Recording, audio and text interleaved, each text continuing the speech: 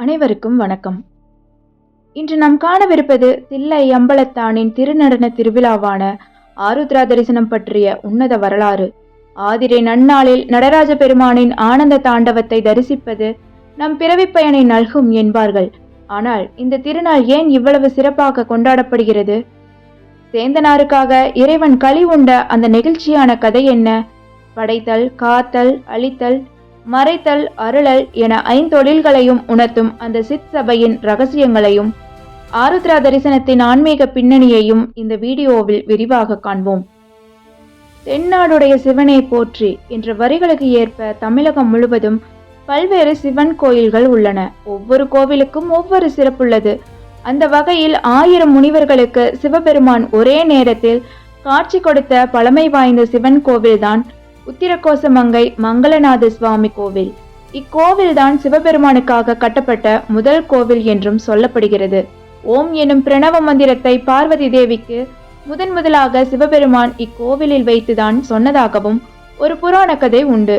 ராவணனின் மனைவியான மண்டோதரி சிவபெருமானிடம் தவம் செய்து தான் ஒரு சிவ பக்தரையே மணக்க விரும்புவதாக கூறியதாகவும் அதன் பொருட்டே சிவபெருமான் மண்டோதரியை ராவணனுக்கு திருமணம் செய்து வைத்ததாகவும் ஒரு புராண கதை உண்டு. இதனை குறிக்கும் வகையில் இக்கோவிலில் உள்ள தூண்களில் மண்டோதரியின் பெயரும் பொறிக்கப்பட்டுள்ளது. நவ கிரகங்களில் ஒருவராக இருக்கக்கூடிய சூரியன், சந்திரன், செவ்வாய் ஆகிய மூவருக்கும் இங்கு தனித்தனியாக வழிபாடு நடத்தப்படுகிறது. இக்கோவிலில் தல விருட்சமாக இலந்தை மரம் ஒன்று உள்ளது. இம்மரத்தின் கீழ்தான் சிவபெருமான் சுயம்பு வடிவாக தோன்றியதாகவும் இக்கோவில் உள்ள இலந்தை மரம் சுமார் 3000 ஆண்டுகள் பழமையான மரம் என்றும் சொல்லப்படுகிறது. இதன் பழமையை வலியுறுத்தியே அங்குள்ள மக்களிடம் மண் தோன்றியதற்கு முன்பே மங்கை தோன்றியது என்ற பழமொழி வழக்கத்தில் இருப்பதாகவும் சொல்லப்படுகிறது. தமிழ்நாட்டில் உள்ள சிவன் கோவில்களில் உத்திரகோசமங்கை சிவன் கோயில் இலக்கியங்களில் அதிகமாக பாடப்பட்டுள்ளது. மாணிக்கவாசகர் தான் பாடிய திருவாசகத்தில் கிட்டத்தட்ட 38 இடங்களில் இக்கோவிலை புகழ்ந்து பாடியுள்ளார். மேலும் அருணகிரிநாதர், காரைக்கால் அம்மையார் போன்ற பல்வேறு சித்தர்களும் புலவர்களும் முனிவர்களும் இங்குள்ள ஈசனை வணங்கி அருள் பெற்றதாகவும் புராணங்கள் கூறுகின்றன. இங்கு அமைக்கப்பட்டுள்ள நடராஜர் சிலை முழுக்க மரகத பாறையை குடைந்து 5 அடி உயரத்தில் செதுக்கப்பட்டுள்ளது. மரகதத்தால் சிலை செய்யப்பட்டுள்ளதால் பெரும்பாலும் இங்கு மேல வாத்தியங்கள் இல்லாமலேயே பூஜை நடத்தப்படுகிறது. மரகதத்தால் செய்யப்பட்டுள்ள சிலையை வருடத்தில் ஒரு நாள் மட்டுமே காண முடியும். ஒவ்வொரு வருடமும் மார்கழி மாதத்தில் வரும் ஆருத்ரா தரிசனம் என்று சொல்லக்கூடிய திருவாதிரை திருநாளில் மரகதத்தால் செய்யப்பட்ட சிவபெருமானுக்கு பூசப்பட்டுள்ள சந்தன காப்பு நீக்கப்பட்டு பூஜை செய்யப்படுகிறது. சிவபெருமான் உடலில் உள்ள பச்சை நரம்புகள் தெரியும் வகையில் தத்ரூபமாக இச்சிலை செதுக்கப்பட்டுள்ளது மிகவும் சிறப்பாகும். இயல்பாகவே மரகதத்திற்கு அதிகமான மருத்துவ குணங்கள் இருப்பதால் சிவபெருமான் உடலில் பூசிய சந்தனத்தை பக்தர்கள் பிரசாதமாக பெற்று அதனை உடலில் தேய்த்து கொள்வதன் மூலம் தீராத நோய்களும் தீர்ந்து போவதாக நம்புவதாகவும் சொல்லப்படுகிறது.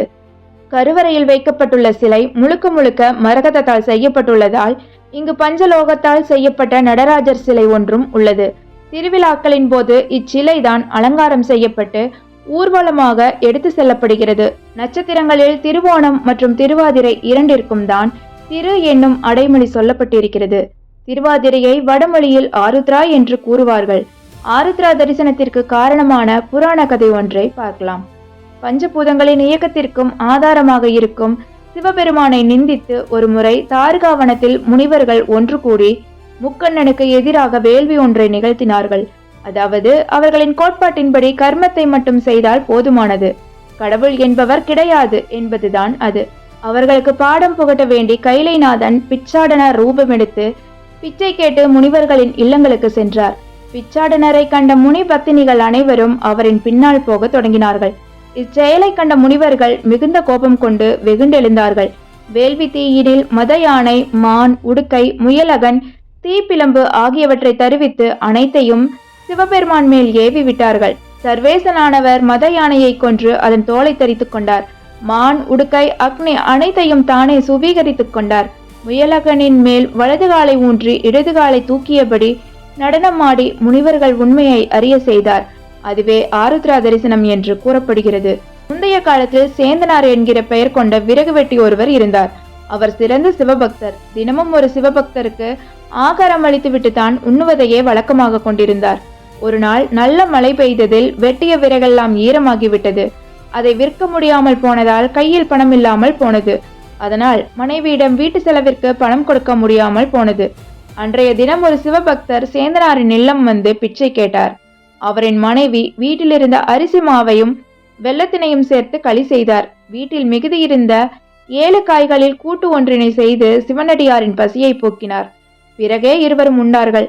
அடுத்த நாள் கோயிலை வழக்கம் போல் திறந்த அர்ச்சகர் பகவானின் கருவறையில் களியும் கூட்டும் சிதறியிருப்பதை பார்த்தார்.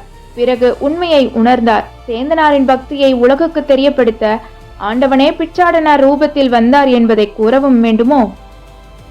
இந்த வீடியோ உங்களுக்கு பிடிச்சிருந்தது அப்படின்னா இந்த சேனலை லைக் பண்ணுங்க, ஷேர் பண்ணுங்க, சப்ஸ்கிரைப் பண்ணுங்க.